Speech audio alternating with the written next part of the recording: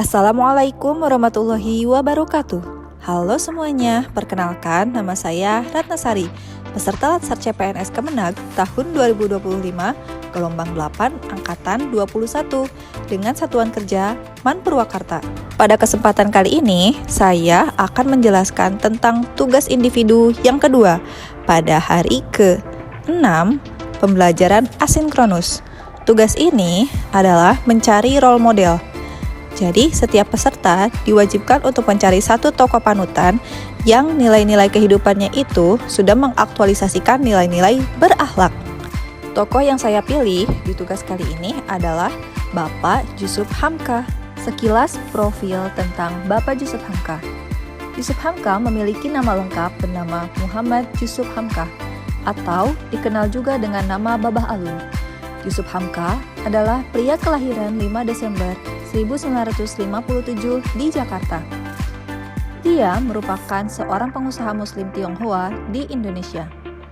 Beliau memeluk agama Islam ketika bertemu Buya Hamka di umur 23 tahun pada tahun 1981. Jusuf Hamka adalah seseorang yang dikenal sebagai Raja Jalan Tol, sebab sebagian besar usahanya bergerak di bidang jalan tol lewat PT Citra Marga Nusapala Persada. Deskripsi nilai berakhlak yang dapat diambil dari Bapak Jusuf Hamka yang pertama adalah berorientasi pelayanan. Yang pertama, beliau adalah pendiri warung nasi kuning Pojok Halal. Yang kedua, menyerahkan 10 hektar tanah miliknya sebagai lokasi pemakaman jenazah pasien COVID. Yang ketiga, mendirikan Masjid Babah Alun di bawah Jalan Tol Insinyur Wiyoto Wiono.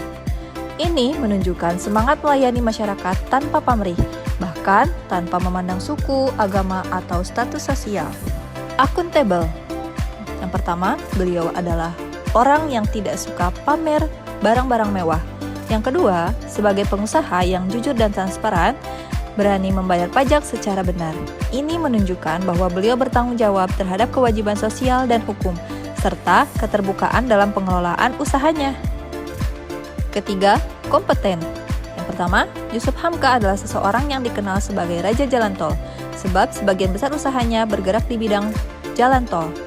Yang kedua, selain bidang infrastruktur, Jusuf Hamka juga memiliki bisnis di berbagai sektor lain, seperti properti, pertambangan, dan perkebunan. Ini menunjukkan kemauan untuk terus belajar, mengembangkan diri, dan menghadirkan inovasi dalam bisnis infrastruktur. Keempat, harmonis. Jusuf menjadi seorang mu'alaf tanpa penolakan keluarga. Dia tumbuh dan dibesarkan dalam lingkungan keluarga Tionghoa yang cukup terpelajar. Orang tua Jusuf Hamka termasuk golongan moderat. Ini membuktikan bahwa beliau mempraktikkan toleransi, empati, dan rasa hormat terhadap keberagaman di Indonesia. 5. Loyal. Jusuf Hamka pernah menjadi bendahara tim kampanye nasional Presiden Joko Widodo dan Ma'ruf Amin pada pemilu 2019. Jusuf juga pernah menjadi staf khusus Menteri Sosial Gumiwang Kartasasmita. Ini menunjukkan bahwa loyalitasnya tidak hanya dalam kata-kata, tapi juga dalam bentuk tindakan nyata yang bermanfaat bagi masyarakat luas. 6. Adaptif. Jusuf Hamka mampu mengatasi berbagai proyek pekerjaan sampai menelan biaya 25 triliun. Dia juga dikenal sebagai pemilik jalan tol swasta terpercaya, yaitu PT CMNP. Selain di bidang infrastruktur, Jusuf Hamka juga memiliki bisnis di berbagai sektor lain, seperti properti, pertambangan, dan perkebunan. Ia juga merupakan salah satu pemegang saham di PT Indosiar Visual Mandiri, perusahaan induk dari stasiun televisi Indosiar.